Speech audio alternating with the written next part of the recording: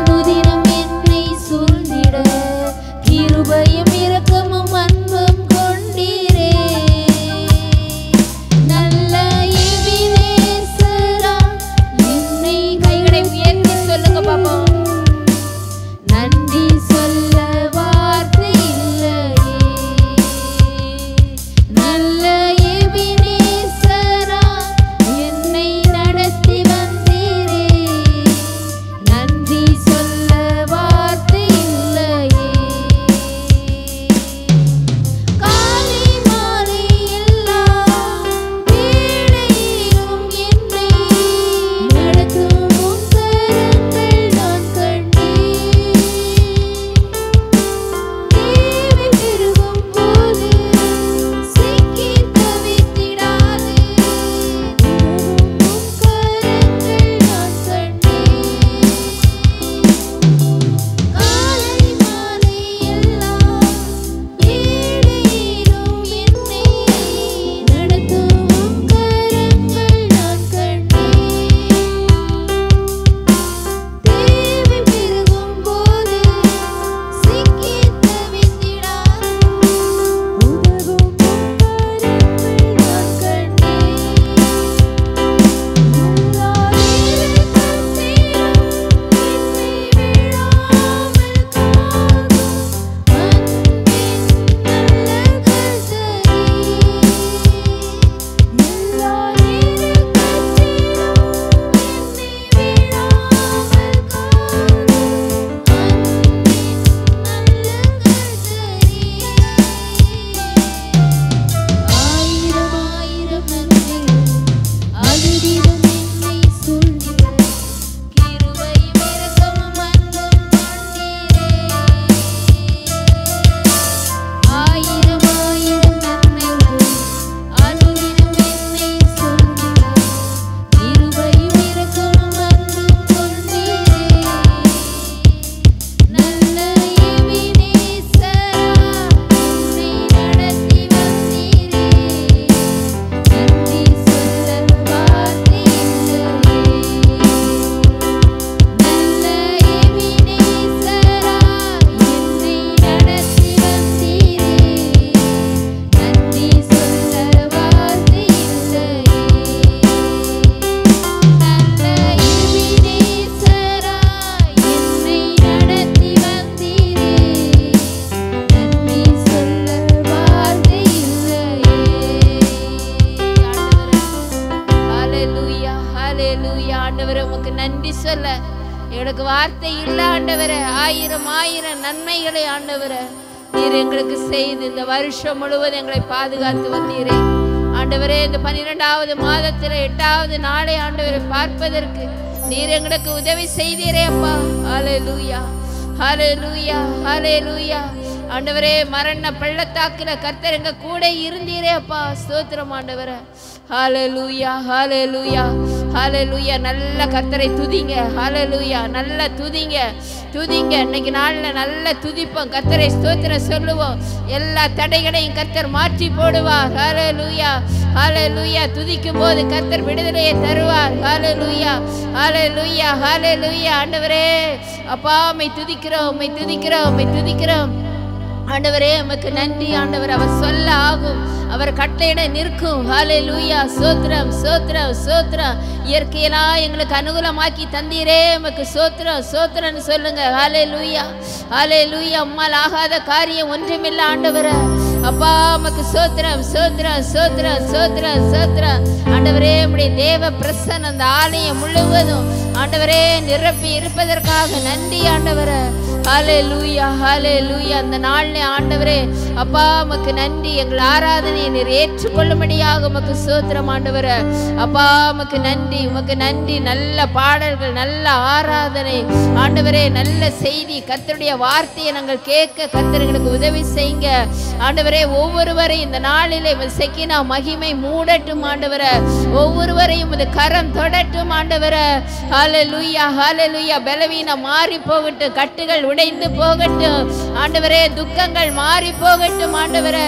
ஹalleluya. அந்த இடத்தை விட்டு கடந்து செல்லும் போது தேவ பிரசன்னத்தை உணர்ந்து கடந்து செல்ல ஆண்டவரே ஒவ்வொருவரையும் பலப்படுத்துங்க. ஊழியக்கார மகனை மறைத்து பேசுங்கப்பா ஆண்டவரே. எமது பிள்ளைகள் மூலமாக தேவன் எங்களுக்கு நல்ல வார்த்தைகளை தாரும் ஆண்டவரே. ஊரகா பாலா ஷாபா ஹல்லேலூயா. என்னை பலப்படுத்துகிற கிறிஸ்துவினாலே எல்லாவற்றையும் செய்ய எனக்கு பலன் உண்டு. ஹல்லேலூயா. எங்களுக்கு பலனை தந்து இந்த நாளை ஆராதிக்க ஆண்டவரே நீர் எங்களுக்கு உதவி செய்யுங்கப்பா. ஆரம்பத்திலிருந்து முடிவரையும் உமது கிருபை இருக்கட்டும், உமது பிரசன்னம் இருக்கட்டும். என் ஜெபத்தை கேட்டதுக்காக நன்றி. இயேசு கிறிஸ்துவின் நாமத்தில் ஜெபிக்கிறேன் நல்ல பிதாவே, ஆமென். கர்த்தரை நம்பினவன் என்றென்று செழித்திருப்பான் என்ற பாடலை பாடுவோம். ஹல்லேலூயா.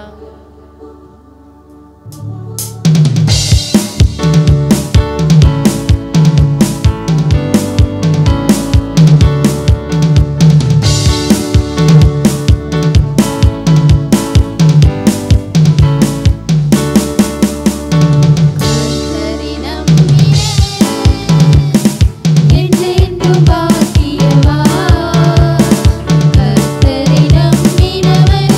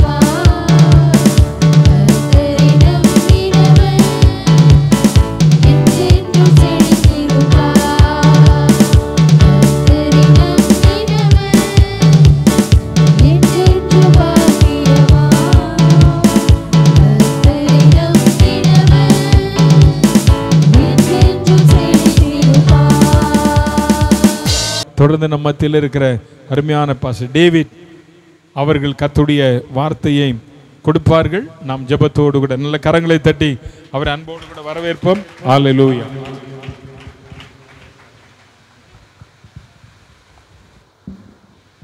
கர்த்தருடைய நாமம் மகிமைப்படுவதாக. உங்கள் எல்லார் மத்தியிலையும் தேவனுடைய வார்த்தையோடு நிற்பது மிகப்பெரிய சந்தோஷம். கர்த்தர் இந்த பாக்கியத்தை தந்ததுக்காக நான் ஆண்டவரை துதிக்கிறேன். ஆமென். முதலாவது எங்கள் அத்தை இருந்த நாட்களிலும் அவருடைய கடைசி நாட்களிலும் சபையாராய் நீங்கள் எல்லோரும் வந்து விசாரித்து அவங்களுக்கு ஜெபித்து உங்கள் ஜெபத்தில் அவர்களை சப்போர்ட் பண்ண எல்லா காரியங்களுக்காக குடும்பத்தின் சார்பில் நான் உங்களுக்கு நன்றி செலுத்துகிறேன். கர்த்தர் உங்களை ஆசீர்வதிப்பாராக. தொடர்ந்து நீங்கள் ஜெபித்த ஜெபம் இன்னும் அதிகமாய் தேவை. ஆமென். ஸோ இது என்னுடைய சார்பில் கேட்க விரும்புகிறேன்.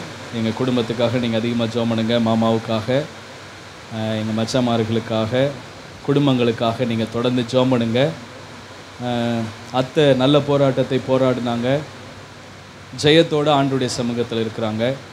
அதே போல் குடும்பமாய் நாங்கள் எல்லாரும் கர்த்தருடைய நாம மகிமைக்காக ஊழியத்தை செய்து கர்த்தருடைய சித்தத்தை நிறைவேற்றி பரலோகத்தில் அவரோடு கூட அவர்களை அங்கே போய் பார்க்க கர்த்தர் எங்களுக்கு உதவி செய்யும்படி உங்கள் ஜெபம் எங்களுக்கு மிக அவசியம். ஆமென். தொடர்ந்து எங்களுக்காக ஜெபம் பண்ணுங்க. அன்றைக்கு ஃபினரல் அன்னைக்கும் ஆறுதல் கூட்ட அன்னைக்கும் சபையார் எல்லோரும் வந்ததுக்கு இன்னொரு முறை கூட மனமார்ந்த நன்றியை தெரிவித்துக்கிற உதவி செய்த எல்லா பிரதர்ஸ், உங்கள் பேரில் எனக்கு தெரியாது, but we are so happy and we are எங்களுக்கு ரொம்ப கிராட்டிடியூட் ரொம்ப இருக்குது. எங்களுக்கு ரொம்ப அதிகமான நன்றி உண்டு. உங்களுடைய ஒத்துழைப்புக்கு ரொம்ப நன்றி. கர்த்தர் உங்களை தொடர்ந்து ஆசீர்வதிப்பாராக. ஆமென். இன்றைக்கு நான் இங்கே பேசணும் அப்படின்னு சொல்லி நான் யோசிக்கும்போது ஆண்டவர் என்னுடைய இருதயத்தில் கொடுத்த வார்த்தை 2 கொரிந்தியர் 2ஆம் அதிகாரம் 11வது வசனம். 2 கொரிந்தியர் 2:11. சாத்தானாலே நான் மோசம் போகாதபடிக்கு அப்படி செய்தேன். அவனுடைய தந்திரங்கள் நமக்கு தெரியாதவைகள் அல்லவே. அவனுடைய தந்திரங்கள் நமக்கு தெரியாதவைகள். தயவுசெய்து இந்த மெசேஜின் ஒரு அரை மணி நேரம் நான் கொடுக்க போகிறேன். எல்லோரும் கவனமாக கேளுங்க. இது நம்முடைய வாழ்க்கையில் நம்ம கவனிக்காத ஒரு பகுதி இந்த விஷயம். பவுல் கொரிந்து பட்டணத்தில் கொரிந்து சபையில் நடந்த ஒரு சில பிரச்சனைகளை கவுன்சிலிங் பண்ணும்போது அங்கே கொடுக்குற ஒரு உபதேசமாக ஒரு லெட்டர் எழுதுகிறார். அந்த லெட்டரில் ஒரு 4 பிரச்சனைகள் அந்த சபைக்குள்ளே நடக்குது. அதில் ஒரு முக்கியமான பிரச்சனை, அந்த சபையில் ஒரு சிலர் செய்த காரியத்தை அந்த சபை மக்களால் மன்னிக்க முடியலை. அப்போது அந்த ஒரு நபர்கள் பவுலுக்கு விரோதமாக, அவருடைய அதிகாரத்துக்கு விரோதமாக முறுமுறுக்கிறாங்க, பிரச்சனை பண்ணுறாங்க. சபையார் அவரை மன்னிக்க முடியல. அப்போ சபையில் ஒரு பிரிவினை உண்டாகுது. இப்போ சபை இருக்குது, ஆனால் சபைக்குள்ளே நிறைய பிரிவினைகளாக நிற்குது. இந்த பிரிவினைகளை பார்த்துட்டு இதெல்லாம் கேள்விப்பட்டுட்டு அப்போஸ்தலனாகிய பவுல், நான் இப்போ டைரெக்டாக பேச முடியாது, நான் உங்களுக்கு கடிதத்தின் மூலமாக நிருபத்தின் மூலமாக உங்களை பார்க்க விரும்புகிறேன் அப்படின்னு சொல்லி ஒரு லெட்டர் எழுதுகிறார். அது அந்த 2 கொரிந்தியர் இந்த புஸ்தகத்தில் உள்ள லெட்டர். இந்த புஸ்தகத்திலேருந்து அவர் எழுதும்போது இந்த 2ஆம் அதிகாரத்தில் அந்த குறிப்பிட்ட பிரச்சனையை அவர் டீல் பண்ணி ஆன்சர் எழுதுகிறார். அப்படி எழுதும்போது அவர் சொல்கிறாரு, 8வது வசனத்திலேருந்தே பாருங்கள், உங்கள் அன்பை அவனுக்கு காண்பிக்கும்படி உங்களை வேண்டிக் கொள்கிறேன். அந்த அவனுக்கு அது யாருன்னு தெரியாது. அந்த குறிப்பிட்ட நபர் அந்த சபையில் ஒரு மிகப்பெரிய கலகத்தை உண்டாக்கினார். அவனுக்கு உங்கள் அன்பை காண்பிக்கும்படி வேண்டிக் கொள்கிறேன். நீங்கள் எல்லாவற்றிலும் கீழ்ப்படிந்து இருக்கிறீர்களோ என்று உங்களை சோதித்தறியும்படி இப்படி எழுதினேன். நீங்கள் எல்லாத்துலேயும் கீழ்ப்படுறீங்களா அப்படின்னா என்ன அர்த்தம்? இப்போ நீங்கள் அன்பு செலுத்துங்க நான் சொல்லும்போது இதுக்கும் நீங்கள் கீழ்ப்படிந்து அவனை நீங்கள் என்ன செய்யணும்? அன்பு செலுத்தணும். அதுக்காக நான் இந்த எழுதுகிறேன். 10வது வசனம், எவனுக்கு நீங்கள் மன்னிக்கிறீர்களோ அவனுக்கு நானும் மன்னிக்கிறேன். மேலும் எதை நான் மன்னித்திருக்கிறேனோ அதை உங்கள் நிமித்தம் கிறிஸ்துவனுடைய சந்நிதானத்திலே மன்னித்திருக்கிறேன். சொல்கிறது உங்களுக்கு புரிஞ்சா? அவர் எப்படி எழுதுறாரு பார்த்தீங்களா? நீங்கள் யார் யாரெல்லாம் மன்னிக்க ரெடியாக இருக்கீங்களோ, எனக்கு அவன் எவ்வளோ விரோதியாக இருந்தாலும் அவனை நான் ரெடியாக மன்னிக்கிறதுக்கு உங்களோட சேர்ந்து நீங்கள் மன்னித்ததுனால நான் மன்னிக்கிறேன். அதே மாதிரி நான் யாரை மன்னிக்கணும்னு விரும்புகிறேனோ அவர்களை நீங்களும் என்ன செய்யணும்? மன்னிக்கணும். அதைத்தான் இவர் சொல்லி இங்கே சொல்லும்போது 11வது வசனத்தில் சொல்கிறாரு, சாத்தானாலே நான் மோசம் போகாதபடிக்கு எப்படி செஞ்சாரு? சாத்தானால மோசம் போகாமல் இருக்கிறதுக்கு என்ன செஞ்சாரு? மன்னிச்சார். நீங்க மன்னிக்கும் போது சாத்தானால் மோசம் போக மாட்டீர்கள். மன்னிக்கவில்லை என்றால் சாத்தானால் மோசமாக்கப்படுவீர்கள். புரியுதா? கரெக்டா? நான் சொல்றது அதானே, வசனம் அதானே போட்டிருக்கு. நீங்கள் சாத்தானாலே மோசம் போகாதபடிக்கு, அப்படின்னா சாத்தான் உங்களை கஷ்டப்படுத்தி விடாதபடி, சாத்தான் உங்களை அழித்து விடாதபடி, சாத்தான் உங்க மேல ஜெயித்து விடாதபடி நான் உங்களுக்கு ஒரு காரியத்தை சொல்றேன். நீங்க அவனுக்கு மன்னிக்கணும். நீங்க மன்னிச்சிட்டீங்கன்னா சாத்தான் என்ன ட்ரை பண்ணிட்டு இருக்கானோ தோத்து போயிடும், நீங்க ஜெயிச்சிருவீங்க. சாத்தான் என்ன உன் வாழ்க்கையில் அழிக்கணும்னு நினைக்கிறானோ அவனால் அதை செய்ய முடியாது, அவன் தோற்று போயிடுவான். அல்லது நீங்க ஒருவேளை மன்னிக்க அவன் விட்டுட்டீங்கன்னா அவன் உங்க வாழ்க்கையில மோசம் பண்ணிடுவான். நான் சொல்றது புரிஞ்சா? 2 காரியங்கள் சொல்றாரு. நீங்கள் அவனிடத்தில் அன்பை காண்பிக்க வேண்டும். அன்பை காண்பிக்க வேண்டும். அதுக்கு அடையாளம் மன்னிக்க வேண்டும். சொல்லுங்க பாப்போம். அன்பை காண்பிக்க வேண்டும். இந்த மலை சத்தத்தை காட்டில் உங்க சத்தம் கேட்டால் நல்லா இருக்கும். அன்பை காண்பிக்க வேண்டும், அவர்களை மன்னிக்க வேண்டும். ஆமென்.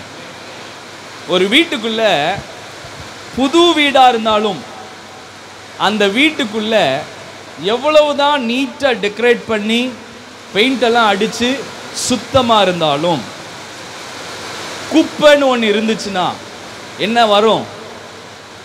குப்பைன்னு ஒன்று இருந்துச்சுன்னா என்ன வரும்? சென்ட் அடிக்காமலே நாத்தம் என்று ஒன்று வரும். கரெக்டா இல்லையா? ஆமாவா இல்லையா? என்னை கவனிக்கிறீங்க நான் நம்புறேன். ஆமென். இந்த வீட்டை திரும்ப திரும்ப கூட்டி துடைக்கிறீங்க, திரும்பவும் ஃபினாயிலை ஊத்துறீங்க, ஓடோனில் வாங்கி வந்து ஒரு 10 பாக்கெட்டை சுற்றி சுற்றி போடுறீங்க. சரி, இந்த ரூம் ஸ்ப்ரே தான் வேலைக்கு ஆகலை, போய் ஒரு 1000 ரூபாய்க்கு 2000 ரூபாய்க்கு ஒரு சென்ட் பாட்டில் வாங்கி தண்ணி பக்கெட்டில் ஊற்றி வீட்டை தொடச்சி விட்டோம்னா எல்லாம் சரியா இருக்குன்னு ஊத்துறீங்க. கொஞ்ச நேரம் கழிச்சு என்ன வரும்? ஸ்மெல், கெட்ட ஸ்மெல் வந்துகிட்டே இருக்கும். ஏன்? காரணம், கவனிக்கிறவர்கள் பாக்கியவான்கள் பதில் சொல்லுவார்கள். சொல்லுங்க, காரணம் என்ன? குப்பை இருக்கு. இந்த குப்பையை நீங்க வெளியில போடாத வரைய நீங்க எத்தனை 1000 செலவழிச்சு டைல்ஸை மாத்தினா கூட அந்த ஸ்மெல்லை நீங்க என்ன செய்ய முடியாது. பிசாசு நம்மளை மோசம் போடுகிற காரணம் என்ன தெரியுமா? நான் கெட்ட பழக்கத்தெல்லாம் விட்டுட்டேன், பழைய வாழ்க்கையெல்லாம் விட்டுட்டேன், பழைய ஃப்ரெண்ட்ஷிப் விட்டுட்டேன், பழைய அந்த பழக்கம் விட்டுட்டேன். நான் முன்னாடி காட்டில் இப்போ நல்லவன். அந்த முன்னாடி காட்டில் இப்போ நல்லவங்கிற அந்த வார்த்தையே நம்மளை பாதி குலைச்சிருச்சு. ஆண்டவருடைய பிள்ளைங்களுக்கு நம்ம செய்கிற விஷயம் என்ன தெரியுமா? நான் அப்போ அப்படி இருந்தேன், இப்போ பரவாயில்ல. இந்த பரவாயில்லங்கிற வார்த்தை தான் நம்மளுக்கு மோசம் போகிறதுக்கே காரணம். தேவனுடைய பிள்ளைக்கு புது சிருஷ்டின்னு வசனம் சொல்லுது. பரவாயில்லங்கிற வேலையே கிடையாது. பரவாயில்லங்கிற வேலையே புது சிருஷ்டி. எனக்கு முன்னாடி இருந்த எவ்வளவு காரியங்களை நான் கிளீன் பண்ணியிருந்தாலும் வீட்டுக்குள் குப்பை என்று கொஞ்சமான ஒரு டப்பால இருந்தா கூட அந்த நாத்தம் என் வீட்டை அசிங்கப்படுத்தி கொண்டே இருக்கும். புரிஞ்சிச்சா உங்களுக்கு? நீங்க எல்லா கெட்ட பழக்கங்கள்லாம் விட்டுருப்பீங்க, ரொம்ப மனம் திரும்பிட்டீங்க. சாட்சியை சொல்ல சொன்னா 1 மணி நேரம் கூட சொல்லுவீங்க. ஆனா உள்ளுக்குள்ள கசப்பு, ஒரு 10 வருஷத்துக்கு முன்னாடி வச்சிருந்த கசப்பை இன்னும் வச்சுக்கிட்டு இருந்தீங்கன்னா நாத்தம் அடிக்குது. பக்கத்தில் பார்த்து சொல்லுங்க, எவ்வளோ நாத்தம் அடிக்குதுன்னு தெரியல. பக்கத்தில் பார்த்து சொல்ல சொன்னேன், என்னையவே பார்க்குறீங்க குருன்னு. பக்கத்தில் பார்த்து சொல்லுங்க, உங்கள் நாத்தம் எவ்வளவு நாத்தம் அடிக்குதுன்னு. உங்களுக்குள்ள கசப்பு மனசில் இருந்துச்சுன்னா அது நாத்தத்தை கொண்டு வரும். இந்த வாசனை எதெல்லாம் டச் பண்ணுங்க? வீட்டுக்குள்ளே கொண்டு வந்த குலோப் ஜாமா இருக்கலாம், அது நீங்கள் வீட்டிலேயே கிண்டின இந்த என்னது கீராக இருக்கலாம், புதுசாக நீங்கள் கொண்டு வந்த ஏதாவது ட்ரெஸ்ஸாக இருக்கலாம், என்னவா இருந்தாலும் சரி. இந்த சிம்முண்டு இருக்கிற ஒரு டப்பால் இருக்கிற அந்த அசிங்கம் உங்கள் வீட்டில் எதையும் சந்தோஷமாக சாப்பிட விடாது. சுட சுட பிரியாணி ஓப்பன் பண்ணும்போது பிரியாணி ஸ்மெல் அடிக்கும், நீங்கள் சாப்பிட்டுட்டே இருக்கும்போது இன்னொரு ஸ்மெல்லு சேர்த்து அடிக்கும். இப்போ நீங்கள் எதை சாப்பிட்றீங்கிற கன்ஃபியூஷனும் பயமும் நமக்கே வந்துடும். வருமா வராதா? நமக்கு டவுட் வந்துடும், ஐயோ கெட்டு போன சோறு தான் நம்ம தின்னுட்டு இருக்கோமான்னு. எதுதான் காரணம்? அந்த நாத்தம். நான் 10 நாள் உபவாசம் பண்ணுறேன், 20 நாள் உபவாசம் பண்ணுறேன், 40 நாள் உபவாசம் பண்ணுறேன், சூப்பரா எல்லாம் ரெடி ஆயிடுச்சுடா அப்படின்ட்டு நான் நினச்சிக்கிட்டு நான் முடிச்சுட்டு அடுத்து நான் வீட்டுக்குள்ளே போயிட்டேன்னு வச்சுக்கோங்களேன், என் வாழ்க்கை அடுத்த நாள் தொடரும் போது இன்னும் அந்த குப்பை தொட்டி இருந்துச்சுன்னா 40 நாள் நான் சுத்தம் பண்ணதும். அப்போ இன்னும் என்ன செய்யற? சரியாக சுத்தம் பண்ணலை. பக்கத்தில் பார்த்து சொல்லுங்க, சரியாக சுத்தம் பண்ணணும். நீங்கள் சரியாக சுத்தம் பண்ணலைன்னா பிசாசு மோசம் பண்ணுவான். இப்போ பிசாசு மோசம் பண்ணுறதுக்கு அவன் யூஸ் பண்ணுற ரொம்ப சிம்பிளான அவனுடைய தந்திரம் என்னதுங்க? தந்திரங்களில் ஒன்று என்னது? மன்னிக்காதது. இப்போ பக்கத்தில் பார்த்து சொல்லுங்கள், எல்லாரையும் மன்னிங்க. இல்லைன்னா பிசாசுனுடைய தந்திரத்தில் நீங்கள் நல்லா சிக்கியிருக்கீங்கன்னு அர்த்தம். நிறைய பேர் சொல்லலை. பிசாசின் தந்திரங்களை நீங்கள் அறிந்திருக்க வேண்டும். பவுல் கேட்குறாரு, நீங்கள் பிசாசின் தந்திரங்களை தெரியாதவைகள் அல்லவேங்கிறாரு. இப்போ என்னுடைய கேள்வி என்னன்னா, உங்களுக்கு பிசாசின் தந்திரங்கள் தெரியுமா? கவர்னரை தெரியும், சிஎம்ஐ தெரியும், ஆஃபீஸரை தெரியும், அதில் இருக்க முக்கியமான ஆள் எனக்கு தெரியும், நல்ல ஃப்ரெண்டு, அவர் நம்பர் கூட எனக்கு தெரியும், எல்லாம் தெரியட்டேன். பிசாசின் தந்திரங்கள் தெரியுமா? இந்த பூமியில் எத்தனை பேருடைய பழக்க வழக்கங்கள் உங்களுக்கு இருந்தாலும் உங்கள் வீட்டில் உள்ள பிரச்சனை, உங்கள் எதிர்காலம் எங்கே இருக்குது தெரியுமா? பிசாசின் தந்திரங்களை நீங்கள் பார்த்து தெரிஞ்சிருந்தால் மட்டும்தான் உங்கள் வாழ்க்கை ஆசீர்வதிக்கப்படும். சந்ததி கர்த்தரை எப்பொழுதும் சேவிக்கும். இப்போ பிரச்சனை என்ன தெரியுமா?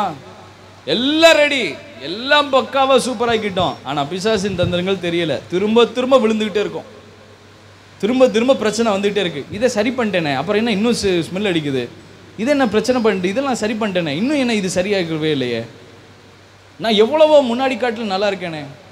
சில மாதங்களுக்கு முன்பதாக 21 நாள் ஜெபம் எங்கள் சர்ச்சில் நடந்தது. அப்போ ஆண்டவர்கிட்ட நான் ஜெபம் பண்ணிகிட்டே இருக்கும்போது ஆண்டவர் எனக்கு சில காரியங்களை சொல்லிக் கொடுத்தார். நான் ஊழியத்துக்கு வந்தும் பல வருஷங்கள் ஊழியம் பண்ணியும் எனக்குள் மாற்ற முடியாத சில குணாதிசயங்கள், நல்லா புரிஞ்சுக்கோங்க, பழக்க வழக்கங்கள் இல்லை, குணாதிசயங்கள். கோபம். இன்றும் சில பேரை பார்த்தா என்ன வருது? எரிச்சல் வரும். பார்த்தீங்களா? எரிச்சல். எரிச்சல் எத்தனை பேருக்கு தெரியும்? எரிச்சல் இந்த காரமாக சாப்பிடும்போது வர்ற எரிச்சல் இல்லை. சில பேரை பார்த்தா அடி கீழேருந்து பத்திக்கிட்டு வருது அப்படின்னு சொல்லுவாங்கள்ல. இந்த தமிழில் உங்களுக்கு தெரியுமா? நீங்கள் என்னை பார்த்தா குறுகுறுன்னு பார்க்குறத பார்த்தா நான் ஏதோ வேத்து பாஷையில் பேசுகிற மாதிரியே என்னை பார்க்குறீங்க. இந்த தமிழ் தெரியுதா? எரிச்சலாக வரும். பைபிளில் ஃபஸ்ட்டு ஆண்டவர் காயினை பார்த்து சொன்னது என்ன சொன்னார்? உன் சகோதரனை பார்த்து எரிச்சல் உண்டாகிறது என்ன? பாவம் வாசப்படியில் படுத்திருக்கு. அவர் சொன்னார், இப்போ எரிச்சல் இருக்கிறவங்களுக்கெல்லாம் என்ன படுத்திருக்கு வாசல்ல? புரியுதா உங்களுக்கு? எனக்கு சில நபர்களை பார்த்தா ஒரே ஒரு நபரோ 2 நபர்னு நினைக்கிறேன், எனக்கு நல்லா ஞாபகம் இல்லை. அவங்கள எல்லாம் மன்னிச்சாச்சு, ஆனாலும் பார்த்தா நமக்கு கப்பன்னு வந்துச்சு. நான் போய் ஆண்டவர்கிட்ட ஜெபம் பண்ணேன், ஆண்டவரே என்னன்னு தெரியலையே, இது சரியில்லாத ஆளாக இருக்கு உள்ள என்னையே சொல்கிறேன். அப்போ நான் ஆண்டவர்கிட்ட ஜெபம் பண்ணேன், ஆண்டவரே நான் எவ்வளவோ பண்ணிட்டேன், ஆனாலும் இந்த சுவாபம் என்னை விட்டு போக மாட்டேங்குது. இப்போ நம்ம நினைக்கிறோம்ல டேவிட் ராஜ் பயங்கரமாக யோசிப்பானோ அப்படின்னு, இது டேவிட் ராஜாலாம் கண்டுபிடிக்க முடியாது. ரோமர் 8ஆம் அதிகாரம் சொல்லுது, பரிசுத்த ஆவியானவர் ஆழங்களை அறிந்திருக்கிறார். இப்போ இவர் தான் எனக்கு சொல்லித்தர முடியும். இப்போ ஆவியானவரே எனக்கு கூட பேசுங்க, நான் என்ன செய்யணும்னு சொல்லும்போது இந்த உணர்வை கர்த்தர் எனக்கு கொடுக்குறாரு. இந்த உணர்வை கொடுத்த உடனே நான் யோசிக்க ஆரம்பிக்கிறேன். நான் யோசிச்சு ஆண்டவர்கிட்ட ஜெபம் பண்ணேன், ஆண்டவரே இப்படிலாம் நடக்குது, என்ன செய்கிறது? நீங்களாம் நம்பவே மாட்டீங்க. ஆண்டவர்கிட்ட நான் ஜெபம் பண்ணேன், ஆண்டவரே நான் எவ்வளவோ எல்லாமே மாற்றிட்டேனே, என்ன தான் மாற்றணும் அப்படின்னு. ஆண்டவர் சொன்னார், ஃபோன் பார்க்குறத நிறுத்தினார். நம்ப மாட்டீங்கல்ல? நீங்கள் நம்ப மாட்டீங்க, எனக்கு தெரியும். நான் இந்த ஃபேஸ்புக்கோ யூடியூப்லேயோ ஷார்ட்ஸ் பார்ப்பேன். பாவங்களை அறிக்கை செய்கிறவன் விட்டு விடுகிறவன். நான் இறக்கம் பெறதுக்காக தான் அறிக்கை செஞ்சிட்ருக்கேன். நீங்கள் என்னை எப்படி நினச்சாலும் பிரச்சனை கிடையாது. ஃபேஸ்புக்கு ஷார்ட்ஸு நிறையா பார்ப்பேன், நான் யூடியூப் ஷார்ட்ஸு நிறையா பார்ப்பேன். எனக்கு தெரியவே தெரியாது, நான் எந்த படமும் பார்த்தது கிடையாது, கெட்டதாக எதுவுமே பார்த்ததில்லை. இந்த அந்த சமைக்கிறவன் பார்ப்போம், அப்புறம் இந்த கரண்டியை வச்சு திருக்கிறத பார்ப்போம், கயிறை வச்சு கட்டுறதை பார்ப்போம், இதெல்லாம் தானே பார்ப்போம். நீங்கள் பார்க்க மாட்டீங்க, நல்லவங்க. நான் பார்த்தேன். இப்படி ஐஸ்கிரீம் விற்கிறவன் அந்த ஐஸ்கிரீமை எப்படி செய்கிறாங்க, சமையல் குறிப்பு. நம்மளாம் சமையலே செய்கிறதில்ல, ஆனாலும் குறிப்பெல்லாம் பார்ப்போம். அப்படி ஆட்கள் நம்மளாம் இருக்கிறோம். இப்படியே பார்த்துட்டே இருந்தேன். ஆண்டவர் சொன்னார், இந்த உலக பிரகாரமான சோஷியல் மீடியாவிலேருந்து வர்ற உனக்கு தேவையில்லாத எல்லா வீடியோவும் பார்க்குறத நிறுத்துறானார். ஃபேஸ்புக் அன்இன்ஸ்டால் பண்ணேன். நல்லா கவனிங்க, ஃபேஸ்புக் அன்இன்ஸ்டால் பண்ணேன். ஆண்டவர்கிட்ட ஜெபம் பண்ணேன், ஆண்டவரே உத்த ஃபேஸ்புக்கை பார்க்காம இருக்கிறது எவ்வளோ கஷ்டம்னு எனக்கு தெரியும். போதை அடிமை மாதிரி இது ஒரு அடிமை. எத்தனை பேருக்கு கை சும்மாவே இருக்காது, என் பிள்ளைகளுக்கே சும்மா இருக்காது. அது பார்த்துக்கிட்டே இருக்கிறவங்களுக்கு ஒரு நாள் பார்க்காம இருந்து பாருங்கள், ஒரு ஃபாஸ்டிங் இருந்து பாருங்களேன். ஃபோன் ஷார்ட்ஸ் பார்க்காத ஒரு ஃபாஸ்டிங் ஒரு நாள் நீங்கள் இருந்து பாருங்கள், எவ்வளோ கஷ்டம் தெரியும். ரொம்ப கஷ்டப்பட்டேன். நல்ல வேளை அந்த நான் ஃபாஸ்டிங் இருந்த டயத்தில் என்னால் முடிஞ்சிச்சு. ஜபத்தில் பண்ணணுமேனு காலையிலையும் நைட்டு ப்ரேயர் இருக்கும். நைட்டு நான் 6 மணிலேருந்து 6 மணி வரை ஃபாஸ்டிங் இருக்கிறதுனால, ஜோம் பண்ணிகிட்டே இருக்கிறதுனால நான் கொஞ்சம் முயற்சி பண்ணேன். பல்ல கடிச்சு செஞ்சு பார்ப்போம்டான்னு செஞ்சேன். நம்பவே இல்லை, நம்பவே முடியலை, எரிச்சல் போயிடுச்சு. நீங்கள் நம்ப மாட்டீங்க, செஞ்சு பாருங்கள், செஞ்சு பாருங்கள், ட்ரை பண்ணி பாருங்கள். நான் எல்லாம் ட்ரை பண்ணி பார்த்தது, எரிச்சல் போயிடுச்சுங்க, கோபம் குறைஞ்சிருச்சு.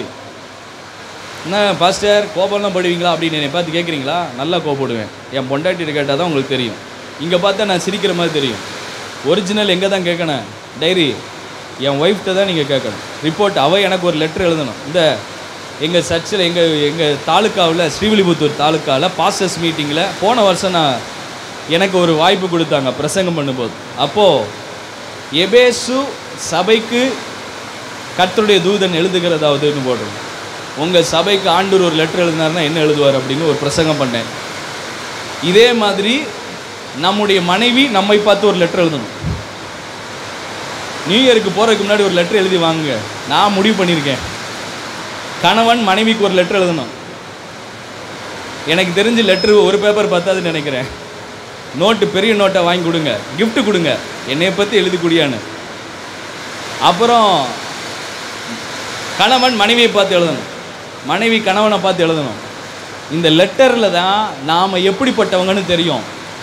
ஒரே ஒரு காரியத்தை நான் செஞ்சதை உங்களுக்கு சொல்கிறேன். நான் என்னைக்கு யூடியூப் ஷார்ட்ஸையும் ஃபேஸ்புக் ஷார்ட்ஸ்லையும் உலக பிரகாரமானதை நிறுத்தினேனோ என் கோபமே குறைஞ்சிருச்சுங்க. நான் நினச்சே பார்க்கல. அப்போ நான் ஆண்டவர்கிட்ட கேட்க ஆரம்பித்தேன், ஆண்டவரே இதுக்கு அதுக்கு என்ன சம்பந்தம்னு கேட்டேன். இதுக்கும் அதுக்கும். அப்போ ஒரு நாள் நான் அதுக்காக ஃபோனே பார்க்காம இருக்க மாட்டேன். நான் வெறும் பிரசங்கமாக கேட்டுக்கிட்டே இருப்பேன். நிறையா பைபிள் டீச்சிங் எடுத்து நான் நோட்ஸ் எழுதிக்கிட்டே இருப்பேன். எனக்கு ஒரு டைரி இருக்குது, நோட்ஸ் எழுதிக்கிட்டே இருப்பேன். பாட்டு ஒர்ஷிப் கேட்டுக்கிட்டே இருப்பேன், ஒர்ஷிப்பு கேட்டுக்கிட்டே இருப்பேன். எங்கள் வீட்டில் பாட்டு ஓடிக்கிட்டே இருக்கும் நான் ஸ்டாப். மெசேஜ் கேட்டுக்கிட்டே இருப்பேன். நைட்டெல்லாம் உட்காந்து மெசேஜ் கேட்டு நோட்ஸ் எழுதிகிட்டே இருப்பேன். அப்போ அதில் ஒரு மெசேஜில் ஒருத்தவங்க சொல்கிறாங்க, நைஜீரியாவில் ஆப்பிரிக்காவில் ஒரு படத்தில் நடித்து அதுலேருந்து ரட்சிக்கப்பட்டு இன்றைக்கி ஊழியர்களாக இருக்கிற ஒரு அம்மா ஸ்பிரிட் அட்டாக் ஆகுங்க. அப்போ தான் தெரிஞ்சு, ஆத்தாடி இத்தனை நாளாக எத்தனை ஸ்பிரிட் நம்ம மண்டையில் ஏறி நம்மளை தடுத்து இருக்குடான்னு. நீங்கள் வேணால் செக் பண்ணி பாருங்கள், ட்ரை பண்ணி பாருங்கள். அதனால தான் சினிமா பாட்டு கேட்காதீங்கன்னு பாஸ்ட்டு கத்துறாங்க. அதனால தான் சினிமா படத்தை பார்க்காதீங்கன்னு சொன்னாங்க. அதனால தான் ஷார்ட்ஸில் கூட 10 செகண்ட் வீடியோ தான். அந்த சினிமா படத்தோடைய வீடியோ 30 செகண்ட் தான்.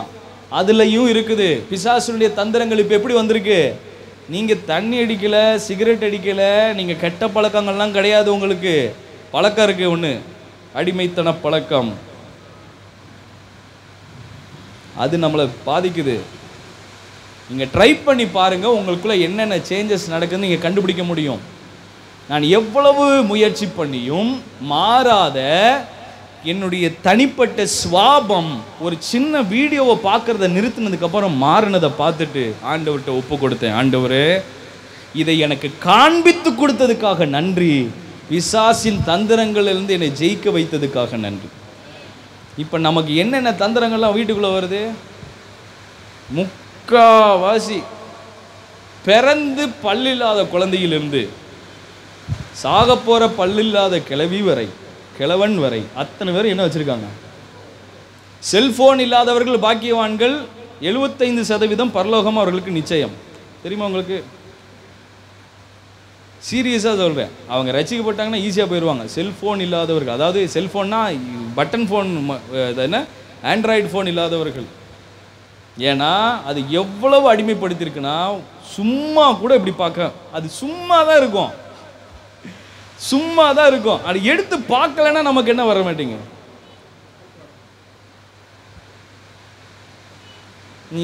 நீங்கள் போய் ட்ரை பண்ணி பாருங்கள். ஜஸ்ட் ஒன் டே ட்ரை பண்ணுங்கள். ஒரு நாள் எந்த ஷார்ட்ஸும் நான் பார்க்கக்கூடாதுன்னு ட்ரை பண்ணி பாருங்கள். உங்கள் கேரக்டர் சேஞ்ச் ஆகலைன்னா நீங்கள் என்னென்னு கேளுங்க.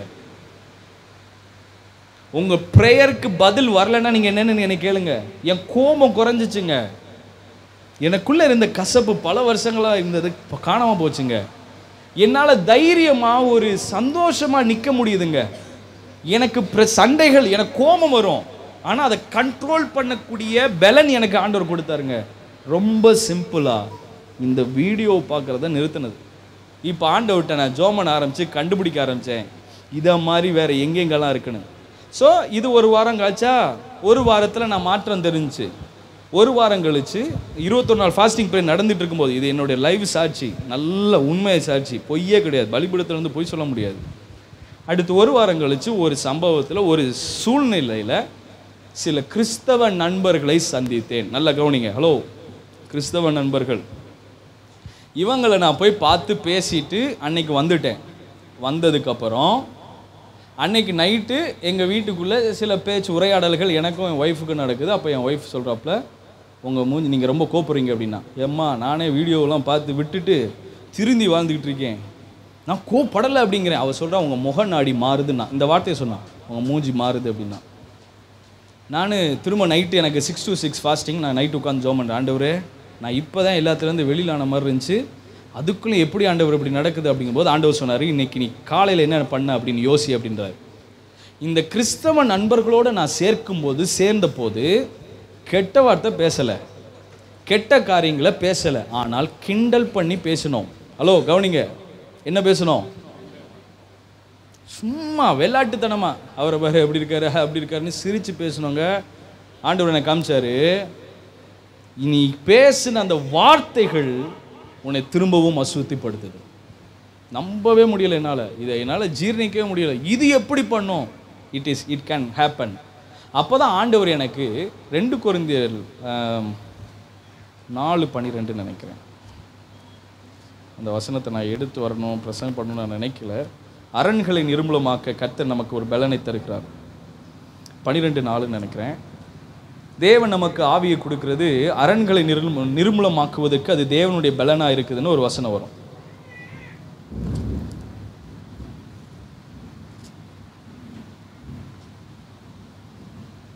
ஓகே, ஸோ இந்த அரண்கள் அப்படிங்கிற ஒரு காரியத்தை ஆண்டவர் காமிச்சார். அரண்கள் அப்படின்னா ஸ்ட்ராங் ஹோல்டு. இந்த ஸ்ட்ராங் ஹோல்டு எப்படிலாம் கிரியேட் செய்யும்னா, நம்ம பண்ணுற சின்ன சின்ன தவறுகள், குறை பேசுறது, கேலி பண்ணுறது. அப்போ தான் ஆண்டவர் சங்கீதம் 1ஆம் சங்கீதத்தை எனக்கு காமிச்சு ஆண்டவர் சொன்னார், துன்மார்க்கர்களுடைய ஆலோசனை நடவாமலும் பாவிகளுடைய வழியில் நிற்காமலும் பரியாசக்காரர் உட்காரும் இடத்தில். அப்போ ஆண்டவர் சொன்னார், நீ கிறிஸ்தவ நண்பர்களோடு இருந்தாலும் கேலி கிண்டல் பண்ணி இன்னொருத்தவனை பற்றி பேசினேன்னா பிசாசனுடைய காரியம், அது குணம். அவன் என்ன செய்கிறான்? உள்ள உனக்குள்ளே ஆக்குப்பை பண்ண ஆரம்பிப்பான், உன்னை நிரப்ப ஆரம்பிப்பான். நான் எதுலேருந்து இதெல்லாம் எப்போ நடக்குது? ஹலோ, எப்போ நடக்குது? நான் ஃபாஸ்டிங்கில் இருக்கும்போது நடக்குது. அப்போ தான் ஆண்டவர் எனக்கு திரும்ப திரும்ப நிறைய விஷயங்கள், நான் நிறைய மெசேஜ் கேட்டே இருப்பேன். அப்போ ஒரு ஊழியக்காரர் சொல்லிக் கொடுக்குறாரு, சாத்தான் நம்ம நினைக்கிறோம் ரொம்ப பலவீனமாக இருக்கும்போது தான் பிசாசு நம்மகிட்ட வருவான். அப்போ தான் அவர் ஒரு கேள்வி கேட்டார், ஃபாஸ்டிங் இருக்கும்போது 40 நாள் நீங்கள் ஃபாஸ்டிங் இருக்கிறீங்க, எப்போ ரொம்ப பவர்ஃபுல்லாக இருக்கீங்க நீங்கள் நினைப்பீங்க? உங்களை நீங்களாம் அமைதியாக இருக்கிறத பார்த்தா நான்லாம் 100 நாள் ஃபாஸ்டிங் இருக்கிறேன், 40 நாளை பற்றி பேசிட்டீங்க அப்படிங்கிற மாதிரி என்னை பார்க்குறீங்க. 40 நாள் நீங்கள் ஃபாஸ்டிங் எடுக்கிறீங்க, என்னைக்கு உங்களுக்குள்ள நான் இன்னைக்கு ரொம்ப பவர்ஃபுல்லாக இருக்கேன் அப்படின்னு நீங்கள் என்னைக்கு ஃபீல் பண்ணுவீங்க? எடுத்ததே இல்லை அப்படின்னு நினைக்கிற மாதிரி தெரியுது. அப்படி இருக்கீங்களா? ஏதாவது ஒன்று சொல்லுங்கள். என்ன பதிலே சொல்ல மாட்டேங்கிறீங்க? அப்படியாக முழித்து கொண்டு இருக்கிறார்கள். சொல்லுங்கள். 40ஆவது நாள் நான் நினைப்பேன், சரி நானே சொல்லிக்கிறேன், நான் என்ன நினைப்பேன்னா 40ஆவது நாள் பயங்கர பவராக நினைப்பேன். எப்படி? அப்போ அவர் சொன்னார், பிசாசு எப்போ வந்தேன் தெரியுமா? ஏசுக்கிட்ட 40 நாள் தான் வந்தேன்.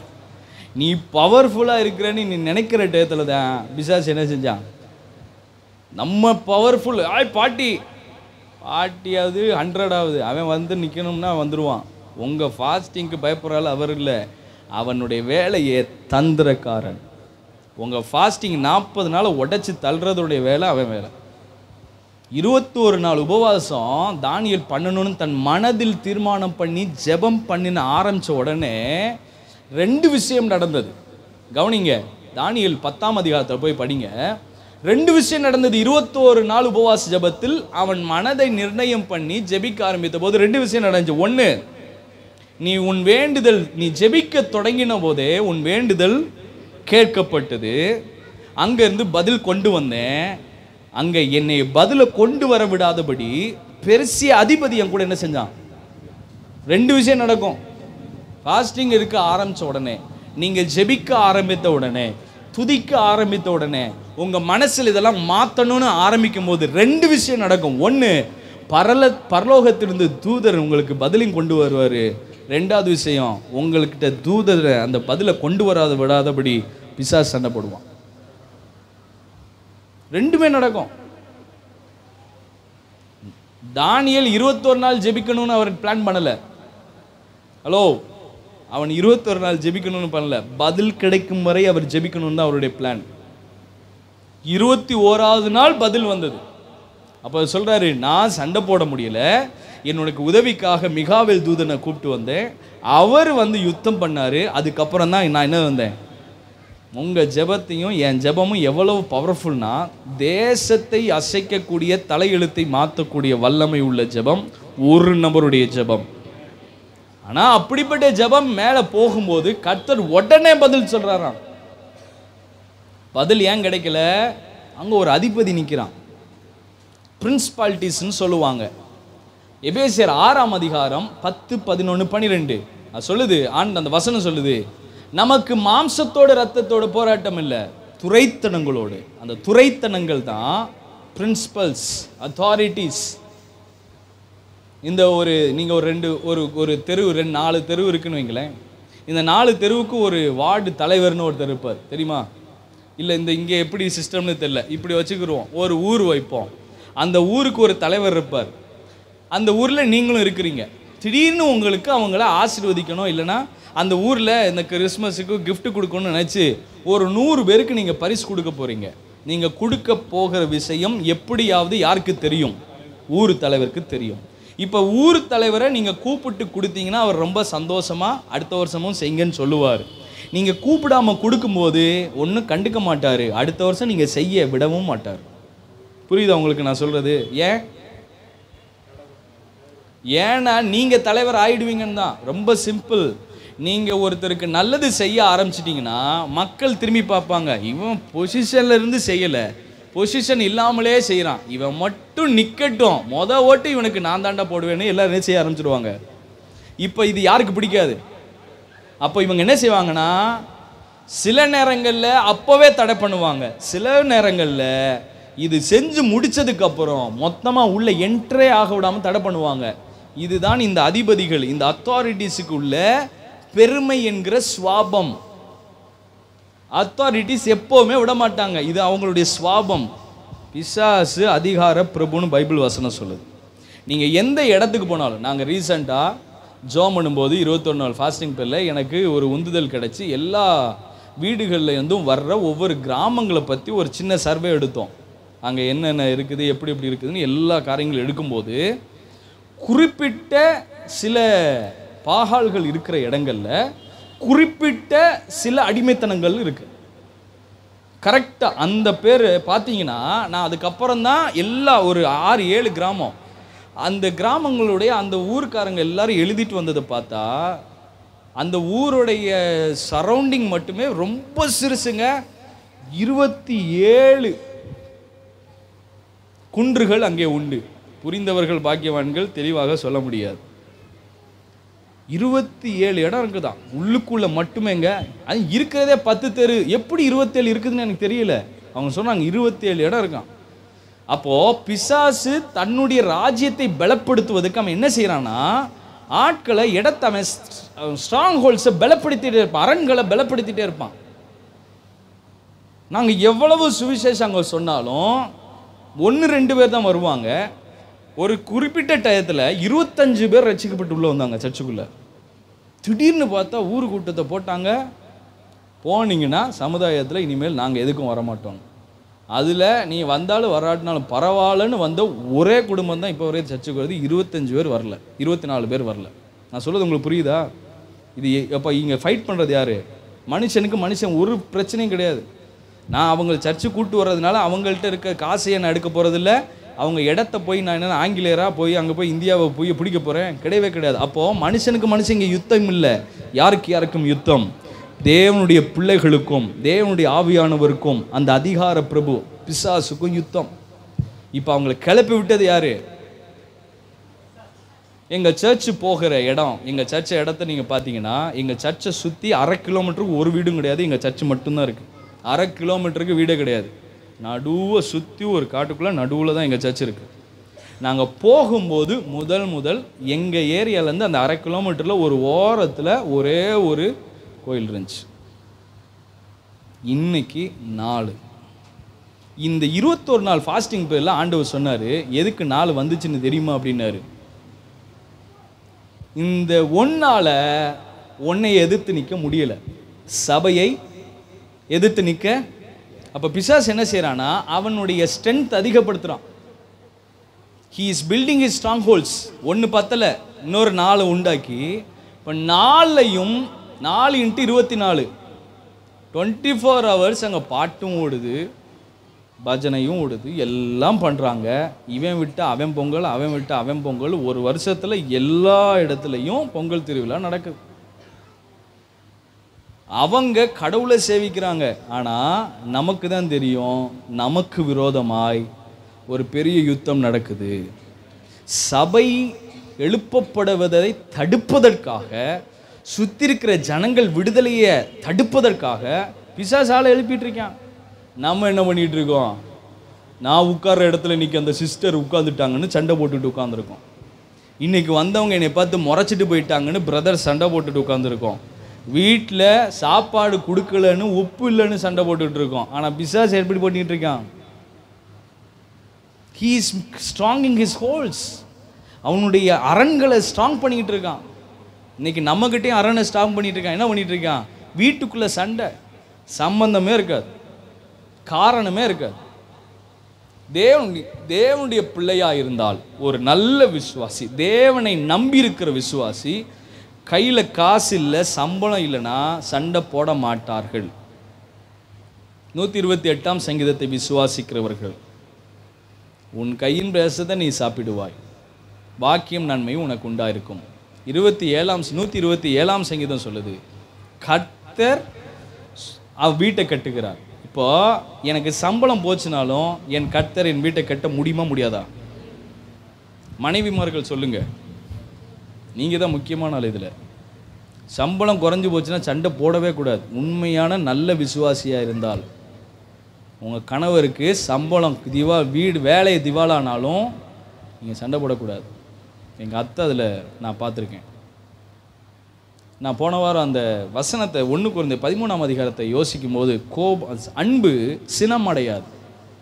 எங்கள் அத்தை அதுக்கு பயங்கரமான உதாரணம். அவங்க கோபப்பட்டே நான் பார்த்ததில்லைன்னு தான் சொல்லுவேன். கணவனாக மாமா பார்த்துருக்கலாம், பிள்ளைகளாக பார்த்துருக்கலாம், நான் பார்த்ததில்லை. கோபப்படுறதுன்னா நம்ம கூட அன்பு செலுத்துகிறோன்னு சொல்லுவோம், ஆனால் கோபம் இருக்கும் அன்பில். அவன் அந்த கோபம் வேறு, அதாவது என் பிள்ளைய நான் கண்டிப்பேன், அந்த கோபம் வேறு. சில பேரை பார்த்தா அன்பு செலுத்துவேன், அவன் எனக்கு ஏதாவது ஒன்று தப்பு பண்ணிட்டான்னா எரிச்சல் வரும் பாருங்க, அதை கூட நான் அவங்ககிட்ட பார்த்ததில்லை. எப்படி அவங்க இவ்வளோ நேசிக்கிறாங்க அப்படின்னு நான் யோசிக்க வைத்த அந்த வசனம் எனக்கு ரொம்ப, அவங்கள பார்த்து நான் யோசித்தேன். கொடுங்கள் கொடுக்கப்படும். அவங்களுடைய அந்த ஆறுதல் கூட்டத்தில் அந்த வசனத்துக்கு எனக்கு ஆண்டவர் எப்படி சொல்லிக் கொடுத்தாரு தெரியுமா?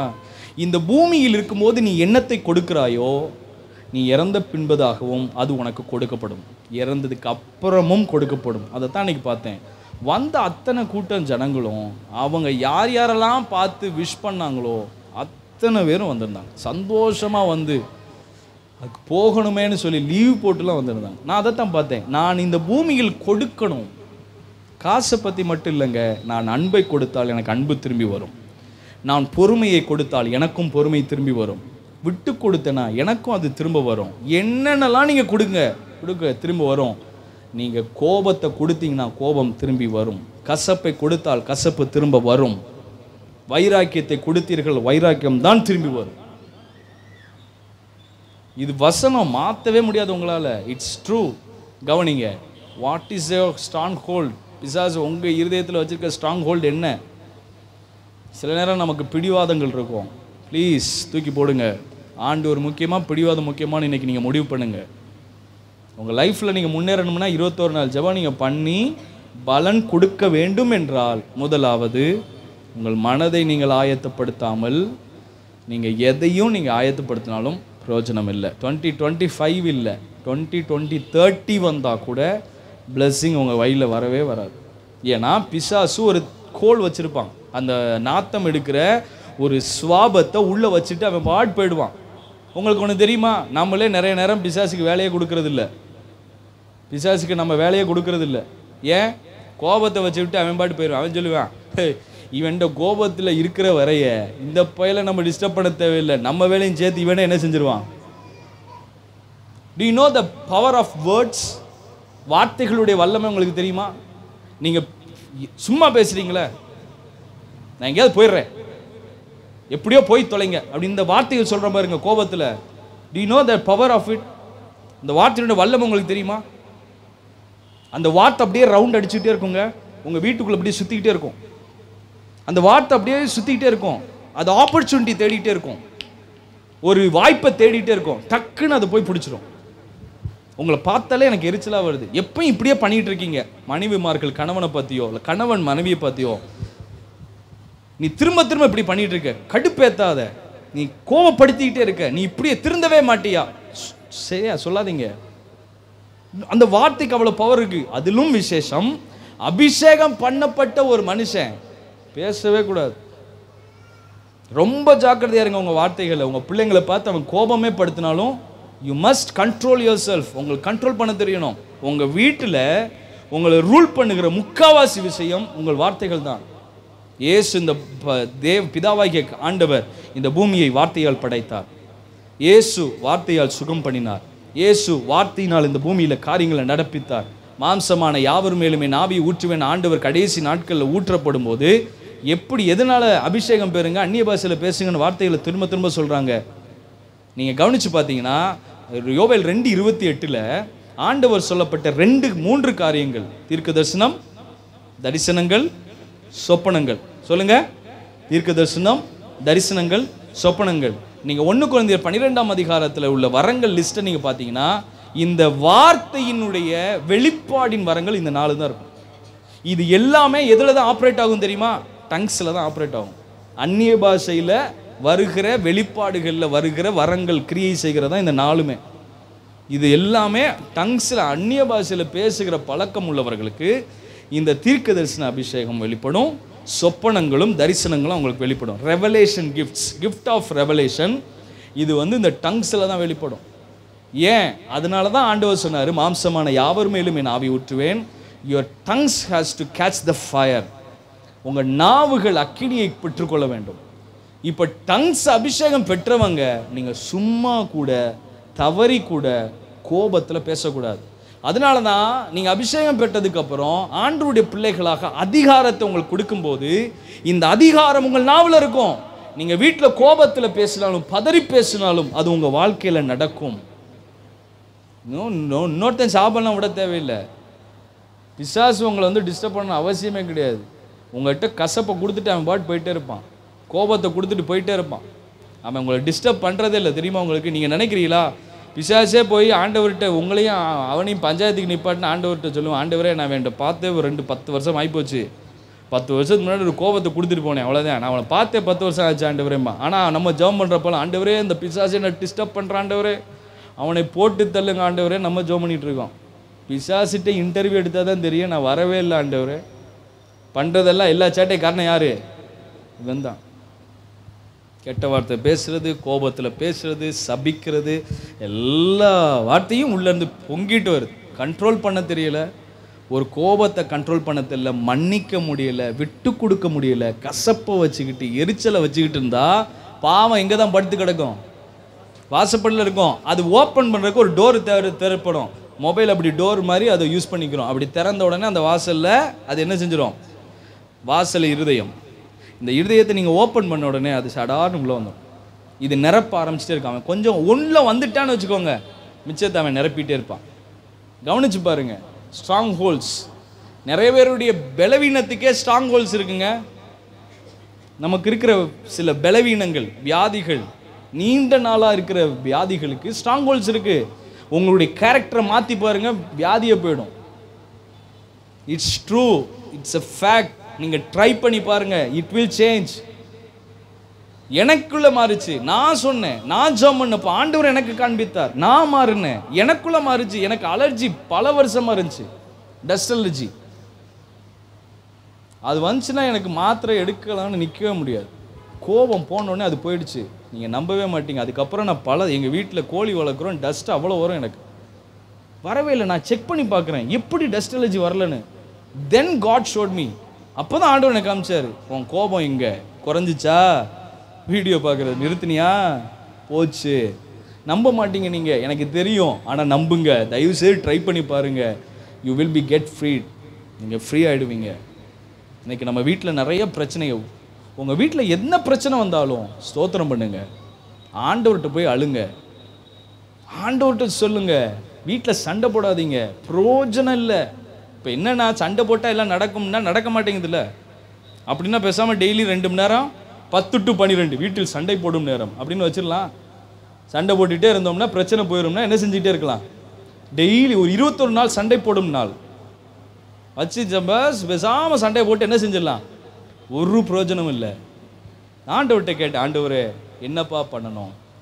அப்போ தான் டங்ஸ் ஆஃப் ப்ரேயர், அந்நிய பாஷையில் ஜெபிக்கிற பழக்கத்தை ஆண்டவர் பண்ண சொன்னார். அப்போ தான் ஆண்டவர் இந்த வசனங்கள் எல்லாம் திரும்ப திரும்ப கன்ஃபர்மேஷனில் கொடுத்தாரு.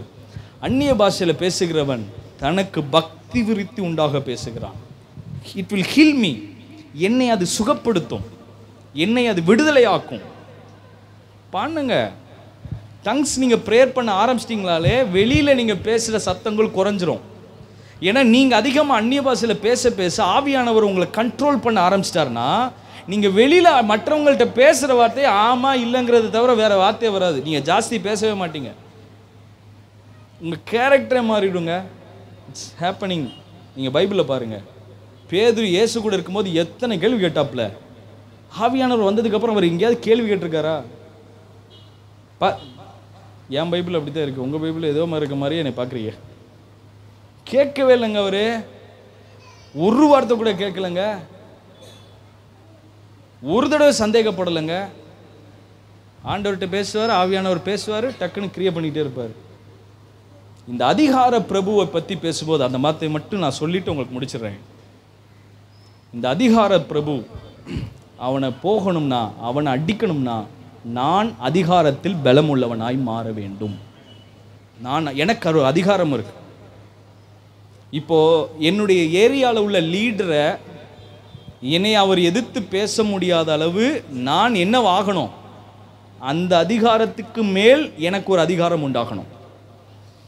எங்கள் ஊரில் ஒரு சப் இன்ஸ்பெக்டர்னு வைங்களேன், அவர் தான் அந்த ஊரில் எனக்கு கேட்காம இடா செய்கிற அப்படின்னு சொல்லிட்டு இருக்காரு. திடீர்னு எனக்கு ஒரு வேலை கிடைக்குது, இன்ஸ்பெக்டராக வேலை கிடைக்குது. இப்போ அவன் அடங்குவாங்களா இல்லை எனக்கு மினி பேசுவாங்களா? சப்தம் குறையும். அடுத்து நான் இன்னும் கொஞ்ச நாள் அடுத்து டிஎஸ்பியாக மாறுறேன், என்ன ஆகும்? நம்ம ஏரியாவில் கிராஸ் பண்ணுவாப்லையா, ஆத்தாடி அவன் ஒன்றுமே இல்லாதப்போ நம்ம என்னென்னலாம் பேசியிருக்கோம்.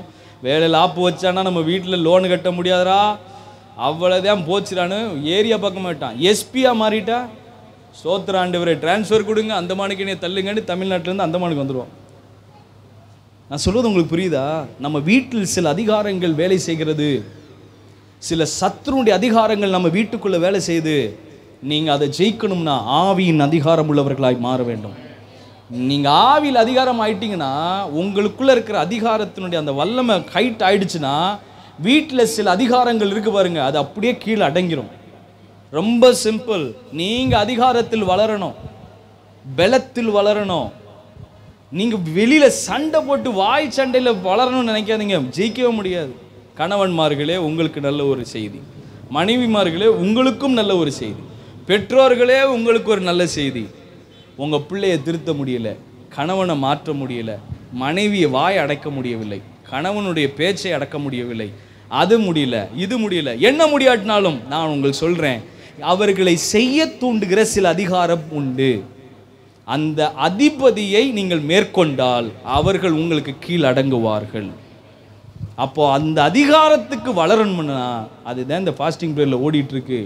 அபிஷேகம் பெறுங்க, அந்நிய பாஷையில் பேசுங்க. பாஸ்டமாவும் டெய்லி ப்ரேயர் நடத்துகிறாங்க. டங்ஸ் ப்ரேயர் பண்ணணும், அந்நிய பாஷை பெறுங்க, அபிஷேகத்தை பெறுங்க, ஆவியானவருடைய வாழுங்க. நீங்கள் பழகி பாருங்க, உங்களுக்குள்ளே இருக்கிற அந்த அபிஷேகத்தின் வளர்ச்சி, அதிகாரம் பெருக பெருக நீங்கள் எந்த அதிகாரத்தையும் கீழடக்க முடியும். நீங்கள் இதில் வளராமல் நீங்கள் எவ்வளவு படித்தாலும் சரி, நீங்கள் எஸ்பியாகவே இருந்தாலும் சரி, வீட்டில் எப்படியா தான் இருக்கணும், சைலண்ட்டாக தான் இருக்க முடியும். எஸ்பி சூப் ரகோ ஹிந்தி வந்துருச்சு பார். If you are not able to overcome any situation in your life, உங்கள் வாழ்க்கையில் என்ன பிரச்சனை, என்ன காரியம் நான் எதிர்பார்த்த மாதிரி இல்லாமல் அப்சைட் டவுனாக இருக்குன்னு நீங்கள் நினைக்கிறீங்களோ, ஐ கேன் சேலஞ்ச் யூ, உங்களுடைய அபிஷேகத்தில் ஆவியின் அதிகாரத்தில் வளருங்க, தூக்கி அமைக்கிடலாம். ஒரே ஒரு சாட்சி சொல்லட்டா, பென்சன் இடோஹோசா அப்படின்னு ஒரு ஊழியக்காரர், அவர் இறந்துட்டார். ஆப்பிரிக்காவில் ஊழியம் பண்ணியிருந்தாராம். அவரை பற்றி கேளுங்க. இதே மாதிரி சர்ச்சில் அவர் வந்து உட்காரும்போது பாஸ்டர் பிரசங்கம் பண்ணுறார். எவிரு வீட்டில் அந்த குழந்தை, இறந்து போன குழந்தைய கிடத்து வச்சுருந்தாங்க. அப்போது இயேசு உள்ளே போய் அந்த குழந்தைய உயிரோடு எழுப்பினார். பிரசங்கம் முடிஞ்சோடனே அந்த பையன், அவர் பென்சன் சார் சின்ன பையனாக இருக்கும்போது 13 வயசு நினைக்கிறேன், 13 வயசு வந்து பாஸ்டர் நான் போய் ஜோம் பண்ணாலும் இறந்தவங்க எந்திப்பாங்களா, இயேசுவை செய்வாரா, கண்டிப்பாக செய்வார், போப்பா அப்படின்ட்டாராம். சைக்கிள் எடுத்து கிளம்பிட்டார். 11 மணிக்கு சர்ச்சு முடிஞ்சோடனே நம்மளாம் எங்கே போவோம், வீட்டுக்கு போய் சாப்பாடு கொடுப்பா, பசிக்குதுன்னு நான் சொல்லுவேன். நீங்கள் கூட ஜபத்துக்கு போவீங்கன்னு நினைக்கிறேன், ஊழியத்துக்கு போவீங்க. நான் போய் சாப்பாடு தான் கேட்பேன். இந்த மனுஷன் 11 மணிக்கு சைக்கிள் எடுத்து தெருவாக சுற்றிருக்காரு. எதுக்கு? யாராவது செத்துருக்காங்களான்னு பார்க்க. நீங்கள் சாட்சி இருக்குது, பென்சன் இடோஹோசா போய் பாருங்கள். இங்கிலீஷ் இந்த மாதிரி சாட்சியாக கேட்டுகிட்டு இருப்பேன், விடிய உட்காந்து கேட்டு, ஆண்டவரே let me become like that one அப்படின்னு கேட்டுக்கிட்டே இருப்பேன். அவர் சொல்கிறாரு, தெருவாக போய் 3 மணிக்கு கண்டுபிடிச்சாராம். 3 மணிக்கு ஒரு பையன் இறந்துட்டானாம். இறந்த வீட்டுக்குள்ளே போயிட்டு, என்னப்பா எதுக்குப்பா கேட்குற, நான் உயிரோடு எழுப்ப போகிறேன். ஏன்ப்பா நீ வேற, நானே குழந்தைய இறந்த துக்கத்தில் இருக்கேன். இல்லை, இயேசு உயிரோடு எழுப்புவார். நேராக போய் அந்த குழந்தை மேலே வச்சு குழந்தை கையில் தூக்கிட்டு, இயேசுவே இந்த இயேசுவின் நாமத்தில் இந்த குழந்தை எந்திக்கட்டும் அப்படி இப்படின்னு அழுது பார்த்தாராம். ஒரு வேலையும் ஆகலையாம், குழந்தை எந்திக்கவே இல்லையாம். என்னடா பண்ணுறதுன்ட்டு திடீர்னு டக்குன்னு பைபிளை திறப்பினாராம். இன்னைக்கு பாஸ்டர் சொன்ன அந்த பிரசங்கத்தில் என்ன போட்டிருக்குன்னு வாழ்ப்பாண்டாரு. உள்ளே போய் அழுகிறவர்களை வெளியே அனுப்பினார். எல்லாரும் சொன்னாராம், அப்பா அம்மா தவிர மற்ற எல்லாம் வெளில போங்கனாராம். கதவை பூட்டிட்டாங்களாம். போயிட்டு அடுத்து அந்த குழந்தை பக்கத்தில் போய் கையை பிடிச்சி, தலித்தாகுமி, ஐயோ தலித்தாகுமி கிடையாது, இது பேர் என்னன்னு கேட்டாராம். அந்த குழந்தை பேரை சொன்ன உடனே இயேசுவின் நாமத்தில் எழும்புனோடனே எஞ்சி உட்காந்துருச்சான். நடந்த சம்பவம். அந்த குழந்தை எஞ்சி உட்காந்துருச்சான். சொன்னார், அடுத்து என்ன போட்டிருக்கு, அவளுக்கு சாப்பாடு கொடு சொன்னார். சாப்பாடு கொடுங்கன்ட்டு ஆள் எஸ்கேப் ஆயிட்டாராம். ஒரே மாதத்தில் 14 பேரை உயிரோடு எழுப்பினாராம். பென்சன் இடோஹோசா அவருடைய ஊழியக்காரங்களை சொல்கிறாரு, சிக்காகோன்னு நினைக்கிறேன், சரியாக தெரியல, ஒரு ஊரில் அவருடைய சொந்த நகரம். அப்போ உலகம் எங்கும் இருக்கிற சூனியம் வைக்கிற மந்திரவாதிகள் எல்லாரும் ஒரு கான்ஃபரன்ஸ் நடத்தினாங்களாம். சிக்காகோ தானா? சிக்காகோ. உலகம் எங்கும் இருக்கிற மந்திரவாதிகள் எல்லாரும் இவர் இருக்கிற ஊரில் கான்ஃபரன்ஸ் நடத்தினாங்களாம். இந்த செய்தி வந்த உடனே பேப்பரில் வந்திருக்கு. உடனே இவர் சொன்னாராம், நான் இருக்கிற ஊரில் எவன்டா உள்ளே வருவேன் அப்படின்ட்டு இவர் சொன்னாராம். நியூஸில் இவர் ரிப்போர்ட்டரை கூப்பிட்டு இவர் நியூஸுக்கு பதில் சொல்கிறாராம், அது இங்கே நடக்காது அப்படின்னாராம். இந்த நியூஸ் பயங்கர பிரபலமாயிருச்சு. அதை நடத்துகிற அந்த நபர்களில் உள்ள சீஃப் முக்கியமான நபர் இவரை பார்க்குற வர்றாங்க. நாங்கள் எத்தனை பேர் இருக்கோம் தெரியுமா? 10,000 பேர் இருக்கோம். 10,000 பேரை எதிர்த்து நீ உன்னால் நிற்க முடியுமா அப்படின்னா, நான் நிற்பேன், ஒன்றும் செய்ய முடியாது. இன்னைக்கு அந்த கடவுளே வந்தாலும் எங்களை என்ன செய்ய முடியாது, எதிர்த்து நிற்க முடியாதுன்னு அவங்க சொன்னாங்க. அவர் சொன்னார், கடவுள் வரமாட்டார், நான் இங்கே இருக்கேன்ல, அவர் எதுக்கு இங்கே வர்றாரு? அவர் சொல்லியிருக்காரு, கடவுள் வரமாட்டார், நான் இருக்கும்போது அவர் நீ பார்த்துக்கூடா அப்படின்ட்டு அவர் மற்ற வேலையை பார்த்துக்குருவார், நான் இருக்கிறேன், ஒன்றும் நடக்காதுன்னாராம். நியூஸ் சேனலில் கூப்பிட்டு டைரெக்டாக பேட்டி போட்டாங்களாம். 1 மணி நேரம், மொதல் 1/2 மணி நேரம் நீ பேசு, அடுத்த 1/2 மணி நேரம் நீ பேசு. அரை மணி நேரம் மந்திரத்தை பற்றி அது இதுன்னு நிறைய பேசினாராம். 2வது அரை மணி நேரம் ஆள் இவர் எழுந்துச்சு வசனத்தெல்லாம் பேசிட்டு கடைசி 3 நிமிஷத்தில் சொன்னாராம், 3 நிமிஷம் முடிய போகுது, முடிஞ்ச உடனே நான் ஜெபம் பண்ணுவேன், நீ செத்து போயிடுவேன் அப்படின்னாராம் மந்திரவாதிட்ட. லைவ் நியூஸ் ஓடிட்டு இருக்கு, 3 நிமிஷம் முடியும் போது நான் ஜெபம் பண்ணுவேன், நீ செத்துருவேன் அப்படின்னாராம். அந்த பையன் என்ன நினச்சான்னு தெரியல, பயந்துட்டு என்ன அப்படி இப்படி பேசுகிறான், இது பெரிய இஷ்யூ ஆயிருமே அப்படின்ட்டு வெளில போயிட்டாராம். இவர் அதே நியூஸில் 3 நிமிஷத்தில் சொன்னாராம், இந்த மீட்டிங் இங்கே நடந்துச்சுன்னா 10,000 பேரும் செத்து கிடப்பாங்க அப்படிங்கிற ஒரு கன்ஃபெஷன், ஓப்பன் கன்ஃபெஷன் சொல்லிட்டு போயிட்டார். அவங்க அதுக்கு மேலே வைராக்கி அவங்க சொல்கிறாங்க, நாங்கள் நடத்தியே காமிப்போம். கடைசி இதெல்லாம் நடந்துக்கிட்டே இருக்குது. 7 நாளைக்கு முன்னாடி இவர் நேராக எங்கே போயிட்டாருன்னா பிஎம் ஆஃபீஸுக்கு போகிறாரு. பிஎம் ஆஃபீஸ் போய் நான் போய் பார்க்கணும் அப்படின்னோடனே அவங்கள போய் பார்த்துட்டு, இந்த மாதிரி நடக்க போது, நடந்தால் நீங்கள் தடுங்கன்னு நான் சொல்லலை, நடத்துகிற அத்தனை பேரும் செத்து போயிடுவாங்க, உனக்கு பேர் வந்துடும் அப்படின்னா, நீ என்னைக்கு நியூஸ் சேனலில் வந்து 10,000 பேர் செத்து போயிடுவான்னு சொன்னீங்களோ அன்னைக்கே நான் எல்லாருக்கும் டெலகிராம் அனுப்பிட்டேன், எல்லா தேசத்தில் ஒருத்தர் இங்கே அனுப்பக்கூடாதுன்னு அன்னைக்கே அனுப்பிட்டேன் அப்படின்னு சொன்னாராம். ஆமேன். எப்படி அவங்க சொன்னாங்களாம், நான் அது அவர் இந்த பேட்டி நடக்கும்போது சொன்னாராம், நாங்கள் நடத்தி காமிப்போம். இன்னத்தை நடத்தி காமிக்க நான் ஏற்கனவே நிப்பாட்டிட்டேன் அப்படின்னாராம். எப்படி? ஆவியில் நீங்கள் அதிகாரத்தில், ஆவியில் எதை நீங்கள் செய்கிறீங்களோ இங்கே பூமியில் நடக்கும். அதுதான் வசனம் சொல்லுது, நீங்கள் இங்கே கட்டுகிறது அங்கே கட்டப்படும், இங்கே அவிழ்ப்பது அங்கே அவிழ்க்கப்படும் அப்படின்னா, அதே மாதிரி தான் நீங்கள் ஆவியில் உங்கள் வீட்டில் ஒரு பிரச்சனை நடக்குது பாருங்க, அதுக்கு பின்னாடி ஆவியின் உலகத்தில் தான் நடக்குது இது எல்லாமே. அங்கே போய் நின்று அடித்து பாருங்க, இங்கே ஆட்டோமேட்டிக்காக சப்டியூ ஆகும். ஆனால் இதை எப்படி செய்ய முடியும்? நான் அபிஷேகத்தில் வளரலை, நான் இன்னும் சோட்டா பச்சாவா, இன்னும் பைபிளே படிக்கிறது இல்லை, சர்ச்சுக்கு மட்டும் வர்றேன், அதுவும் பாதி நேரம் முடிஞ்ச உடனே எப்போடா பாட்டு முடியும் எப்போடா அப்படின்னு வர்றேன். வந்துட்டு நான் போய் இயேசு நாமத்தில் போனால் இயேசுவையும் தெரியும், அது அப்போ அது வந்துடும். நான் பலன் உள்ளவனாய் அதிகாரம் உள்ளவனாய் இல்லாத பட்சத்தில் எந்த பிசாசினை எதிர்த்து நிற்க முடியாது. நம்ம என்னென்ன பண்ணுறோம், ஜெபம் பண்ணி எல்லாம் பண்ணிடலாம். அதிகாரத்தை எதிர்த்து நிற்க எனக்கு ஒரு அதிகாரம் வேண்டும். தானியேல் ஜெப வீரருக்கே 21 நாள் சண்டைனா நமக்கு 21 வருஷமாக கூட ஆகலாம். நான் அதிகாரத்தில் ஏறினால் 21 வருஷம் அல்ல, 21 நிமிஷத்தில் 21 நொடியில் சத்ருவை ஜெயிக்கவும் கர்த்தருடைய ராஜ்யத்தை கட்ட எனக்கு பலன் உண்டு. புடிங்க பிசாசு எம்புன்னு என்ன பண்ண போகிறான்? ஆனால் அவன் வச்சிருக்கிற அவனுடைய தந்திரங்களை, அரண்களை உடைங்க. அதை உடைக்காமல் நீங்கள் என்ன செஞ்சாலும் யூ cannot escape. நீங்கள் அதெல்லாம் தப்பிக்கவே முடியாது, நீங்கள் வாழவே முடியாது. இதே பிரச்சனை இன்னும் தொடரும். நான் சாபமாக சொல்லலைங்க, பைபிள் வெளிப்பாடு சொல்கிறேன். நீங்கள் முடிவு பண்ணுவதும் அதை தொடர்வதும் உங்கள் கையில் தான் இருக்குது. ஆவியின் அதிகாரத்தில் வளருங்க, ஜெபம் பண்ணுங்க, சுத்திகரிங்க. நீங்கள் எவ்வளவுக்கு எவ்வளோ க்ளீன் பண்ணுறீங்களோ, எவ்வளவுக்கு எவ்வளோ சுத்திகரிப்பில் போகிறீங்களோ, எவ்வளவுக்கு எவ்வளவு உங்களை ஆண்டவர்கிட்ட ஆராய்ச்சி பண்ணி ஆண்டவரோட நெருங்குறீங்களோ, அவர் அதிகாரத்தை கொடுத்து கொண்டே இருப்பார்.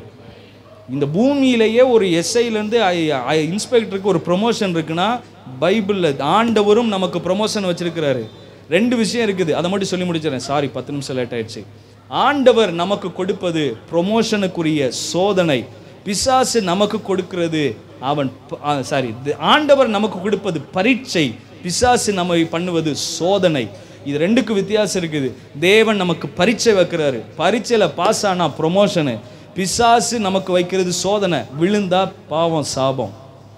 கவனிங்க, நீங்கள் பரீட்சையில் பாஸ் ஆகுங்க, நீங்கள் பிசாசு கொடுக்குற சோதனையில் ஜெயிச்சிங்கன்னு வச்சுக்கோங்க, கிருபையில் வளருவீர்கள்.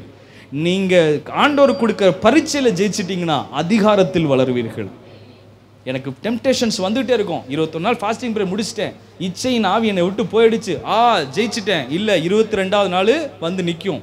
சிந்தனையில் பயங்கரமாக போராடுவான் பிசாசு. ரொம்ப சுருக்கமாக சொல்லட்டா, எனக்கு பிறந்ததுலேருந்து இப்போ எனக்கு 35 வயசுன்னு வைங்களேன். 35 வயசில் எனக்கு விவரம் தெரிஞ்சு 30 வருஷம் எனக்கு கோபம் இருக்குது. என் வீட்டில் எல்லாத்தையும் அடித்து ஒட்டப்பேன். அப்பா அம்மா யார் பேசுனாலும் நான் பேசுகிறது உனக்கு தெரியுமா அப்படின்னு சத்தம் போட்டு பழகி 30 வருஷம் ஆகிட்டு போச்சு. 30 வருஷம் இருந்த ஒரு ஆள் இந்த வீட்டில் இந்த சரீரமாகிய வீட்டில் ஒரு அதிபதி இருந்துட்டான். அவன் பேர் கோபம். 30 வருஷமாக இருந்தவன் 30 செகண்டில் வெளில போடானா போயிடுவானா? அடுத்த 30 வருஷம் குறைஞ்சது அவன் என்கிட்ட போராடுவான். நான் சொல்கிறது உங்களுக்கு புரியுதா? இது ஒரு வெளிப்பாடு. அடுத்த 30 வருஷம் அவன் என் கூட போராடுவான். குறைஞ்சது 30 வருஷம் என் கூட போராடுவான். அப்போ நான் என்ன செய்யணும்? அதுக்கு தான் எப்பொழுதும், அதுதான் நீங்கள் எபேசியர் 6ஆம் அதிகாரத்தில் பார்த்தீங்கன்னா, எல்லாவற்றிற்கும் மேலாக என்னது கடைசியாக முடிக்கும் போது என்ன சொல்கிறாரு? ஆவியில ஜெபம் பண்ணி, எல்லாவற்றிற்காகவும் எப்பொழுதும் ஆவியில ஜெபம் பண்ணி. அப்போ இதெல்லாம் ஜெயிச்சிட்டோம் அப்படின்னா முடியாது. அது நம்ம ஆண்டவருடைய வருகை வரை இந்த போராட்டம் இருக்கும். ஆனால் அதிகாரத்தில் ஏற ஏற ஏற சத்துருவை அடிச்சு அடிச்சு அடிச்சு ஜெயம் பெறுகிறவர்களாக கர்த்தர் நம்மை மாற்றுவார். நம்ம எல்லாரும் ஜெபம் இல்லாமல் எஞ்சி நில்லுங்க. ஆண்டவருடைய சமூகத்தில் ஒப்பு கொடுத்து, ஆண்டவரே, பிசாசின் தந்தங்கள் நான் அறிந்து அதை ஜெயிக்க எனக்கு கிருபை தார். உங்கள் வீட்டில் உள்ள பிரச்சனையை நீங்களே சரி பண்ண முடியும். உங்களுக்குள்ள என்ன ஸ்ட்ராங் ஹோல்டு இருக்குன்னு கண்டுபிடிங்க. ஆண்டவர்கிட்ட ஒப்பு கொடுங்க. ஆண்டவரை, இன்னிலிருந்து நான் ஆவியில் பலமுள்ளவனாய் மாற என்னை அர்ப்பணிக்கிறேன். எல்லாம் ஜோமனுங்க. ஆண்டவர்கிட்ட நீங்கள் வாய் திறந்து ஜோமனுங்க. நீங்கள் வாய் திறந்து ஜோமனுங்க. ஆண்டவரே, கோபத்தை நான் விடுறேன், கசப்பை விடுறேன், எரிச்சலை விடுறேன். யார் என்னை என்ன பேசினாலும் பரவாயில்ல, என்னை கோபப்படுத்த முடியாது. என்னை யார் என்ன சொன்னாலும் என்னை யாரும் கோபப்படுத்த முடியாது. நான் என்னை பேச வைக்க முடியாது. நான் சகிப்பேன். ஆண்டவருக்காக எல்லாவற்றையும் ஜெயிக்க, என் குடும்பத்தை மாற்ற, என் குடும்பத்தை வெற்றியாய் நடப்பிக்க கர்த்தர் எனக்கு பலன் தருவார். நீங்க கேரக்டர்ல சேஞ்ச் ஆனா மட்டும் இதெல்லாம் சரியாகாது. அது ஒரு பார்ட், பகுதி. 50%, இன்னொரு 50% நீங்கள் ஆவியில் பலனாக வேண்டும். கர்த்தருக்கு காத்திருந்து கழுகு போல் பலன் அடைந்து செட்டைகளை அடித்து உயரே எழும்பிடுவான். கர்த்தருக்கு காத்திருந்து கழுகு போல் பலன் அடைந்து செட்டைகளை அடித்து உயரே எழும்பிடுவாய்.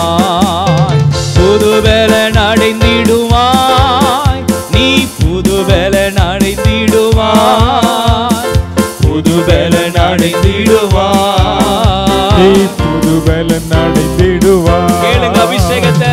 புது பலன் அடைந்திடுவாய், புது பலன் அடைந்திடுவாய். நிரப்பு ஆண்டவரே, புது பலன் அடைந்திடுவாய், நிரப்புங்க. நீ புது பலன் அடைந்திடுவாய். தாகமுள்ளவரே ஆவியை ஊற்றிடுவாய். வறண்ட நிலத்தின் மேல் தண்ணீரை ஊற்றிடுவாய். அந்நிய பாஷையில ஒரு 2 நிமிஷம். தாகமுள்ளவனே ஆவியை ஊற்றிடுவாய். வறண்ட நிலத்தின் மேல் தண்ணீரை ஊற்றிடுவாய். புது பலன் அடைந்திடுவாய், நீ புது பலன் அடைந்திடுவாய். அந்நிய பாஷையில புது பலன் அடைந்திடுவாய், நீ புது பலன் அடைந்திடுவாய். புது பலன் அடைந்திடுவாய், நீ புது பலன் அடைந்திடுவாய். புது பலன் அடைந்திடுவாய், நீ புது பலன் அடைந்திடுவாய். சாத்தானின் கோட்டைகளை சத்தியத்தால் தகர்ப்பாய். சிலுவையை சுமந்திடுவாய், ஜெய கொடி ஏற்றிடுவாய். சொல்லுங்க பார்க்கலாம். சாத்தானின் கோட்டைகளை சத்தியத்தால் தகர்ப்பாய். சிலுவையை சுமந்திடுவாய், ஜெய கொடி ஏற்றிடுவாய். புது பலன் அடைந்திடுவாய், நீ புது பலன். உண்மையாய் சொல்லுங்க பார்க்கலாம். புது பலன்.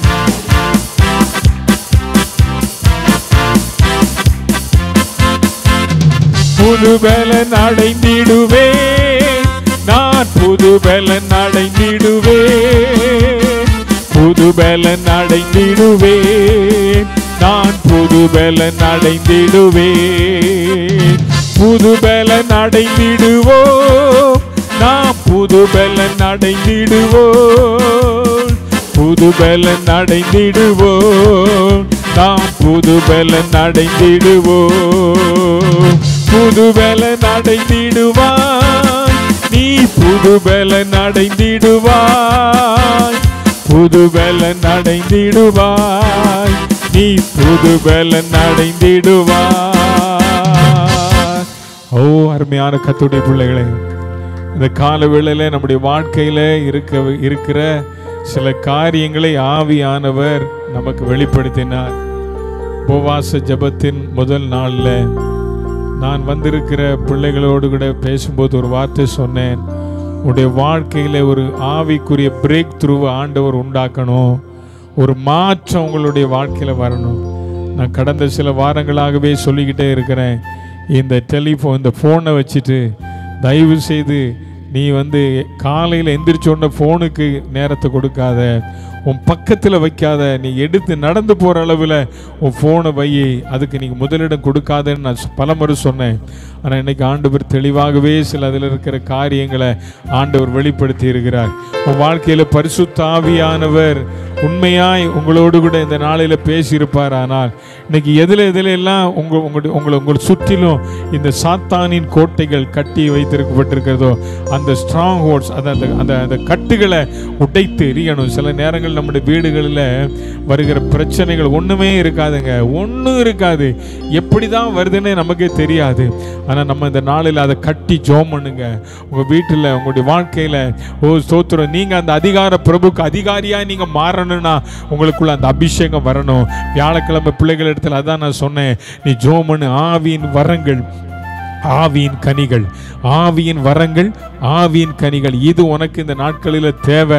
இது இருந்தன்னா ஒரு சத்துரும் ஒருத்தனும் உன்னை தொட முடியாது, உன் வாழ்க்கையை தொட முடியாதுன்னு சொன்னேன். இந்த நாட்களில் ஆண்டவர் மறுபடியும் இன்னைக்கு அதை தான் சொல்றார். ஆவியானவர் பரலோகத்திலிருந்து ஒரு சத்தத்தை கேட்டேன், இவர் என்னுடைய நேசகுமாரன், இவரில் பிரியமா இருக்கிற அந்த பிரியமான நேசகுமாரன் இன்னைக்கு சொன்ன வார்த்தை, சத்துருவின் தந்திரங்களை நீ அறிந்து கொள், பிசாசின் தந்திரங்களை அறிந்து கொள். உன் வீட்டுக்குள்ள வருகிற சின்ன சின்ன காரியங்கள் எல்லாம் யாரால வருதோ அதை அறிஞ்சிட்டு ஒன்னு நீ மௌனமாயிரு, இல்ல அதை மேற்கொள்ள பலனை ஆண்டு விட்டு கேளு. கர்த்தர் நமக்கு உதவி செய்வார். மகா பரிசுத்தமுள்ள நல்ல தகப்பனே, அன்பின் ஆண்டவரே, இந்த நல்ல கால வேளைக்காக நாங்கள் ரொம்ப நன்றியோடு துதிக்கிறோம். பயங்கரமான மழை காற்று எங்களுக்கு ஆராதனைக்கு ஒரு தடையாக இருந்தாலும் நீர் அவை எல்லாவற்றையும் மாற்றி பரலோகத்தின் தேவனுடைய மெல்லிய சத்தத்தை, தேவையான வார்த்தை இந்த நாள் எங்களுக்கு தந்தீர். அதற்காக நன்றி. வசனம் பேசி நம்முடைய மகனை உங்களுடைய கரத்தில் ஒப்பு கொடுக்கிறோம், குடும்பத்தை உங்களுடைய கரத்தில் ஒப்பு கொடுக்கிறோம், அவருடைய ஊழியங்களை ஒப்பு கொடுக்கிறோம். பிள்ளைகளை நீர் ஆசீர்வதியும், அவருடைய ஊழியத்தின் தேவைகள் எல்லாம் கத்த சந்தியும், இன்னும் அதிகமாக எடுத்து பயன்படுத்தும். கிறிஸ்துவின் ஆண்டவரை சிந்தை, ஆண்டவரை எங்களுக்கு தேவை என்பதை முதல்ல சொன்னது போல அந்த கிறிஸ்துவின் சிந்தை ஆண்டவரே இந்த பிசாசின் தந்திரங்களை கண்டுகொண்டு அதை மேற்கொள்ள வேண்டிய பலனை நம்முடைய பிள்ளைகளாக எங்களுக்கு தாரும். வந்த ஒவ்வொருவரையும் நம்முடைய திருக்கரத்தில் ஒப்பு கொடுக்கிறேன். ஒவ்வொருவரையும் ஆசீர்வதியும், அவருடைய தேவைகளையும் கத்த சந்தியும். படிக்கிற பிள்ளைகள் இந்த நாட்களில் எழுத போகிற எக்ஸாமுக்காக நாங்கள் ஜெபம் பண்ணுகிறோம். எக்ஸாமில் ஆண்டவர் நல்ல ஞானத்தையும் கிருபையும் கொடுத்து நல்ல முறையில் எக்ஸாம் எழுத கர்த்தர் உதவி செய்யும். வேலை செய்கிற பிள்ளைகளை ஆசீர்வதியும், தொழில் செய்கிற பிள்ளைகளை ஆசீர்வதியும். இந்த நாளில் ஆண்டவரை பலவீனத்தோடு கூட வீடுகளில் இருக்கிற பிள்ளைகளுக்காக ஜெபிக்கிறோம். ஆண்டவர் அவர்களுக்கு அற்புத விடுதலை கொடுத்து அடுத்த வாரங்களில் ஆராதனையில் கலந்து கொள்ள கர்த்தர்களுக்கு உதவி செய்வீராக. உமது நாமம் மகிமைப்படட்டும். இயேசுவின் நாமத்தில் ஜெபிக்கிறோம் பிதாவே. என் ஆத்துமாவே கர்த்தரை ஸ்தோத்திரி, என் முழுமே பரிசுத்த நாமத்தை ஸ்தோத்திரி. என் ஆத்துமாவே அவர் செய்த சகல உபகாரங்களையும் மறவாதே. நம்முடைய கர்த்தராகிய இயேசு கிறிஸ்துவின் கிருபையும் பிதாவாகிய தேவனுடைய அன்பும் பரிசுத்த ஆவியானுடைய அன்யோன்யமும் சமாதானமும் காவலும் இன்றும் என்றும் கர்த்தருடைய வருகை மட்டும் இருப்பதாக. அல்லேலூயா, அல்லேலூயா. கர்த்தர் உங்களை ஒருவரையும் ஆசீர்வதிப்பார்.